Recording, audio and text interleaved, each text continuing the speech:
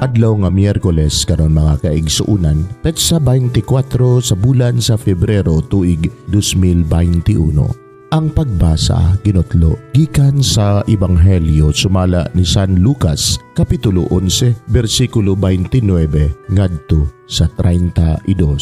Samtang nagpunsisok ang mga tao libot kang Hesus, mipadayon siya pagsulti. Pagkadautan gayud sa katawhan ni ining panahona. Nangayo silag ilhanan apan walay ihatag kanila gawas ni adtong nahitabo kang Jonas. Ingon nga si Jonas maoy usa ka ilhanan alang sa mga tao sa Nineve. Ang anak sa tao usab maoy mahimong ilhanan alang sa mga tao niining panahona. Sa adlaw sa paghukom ang rayna sa habagatan mutungha og musudya sa mga tao niining panahona kay mipanaw man siyag katunga sa kalibutan aron lang pagpamati sa makinaadmanong mga pagtulun-an ni Solomon ug hibalui nga ania dinhi ang labaw pa kang Solomon. Sa adlaw sa paghukom ang mga tao sa Nineve mutungha ug musudya kaninyo kay naghinulsol man sila sa ilang mga sala sa pagkabati nila sa wali ni Jonas ug hibalui nga ania dinhi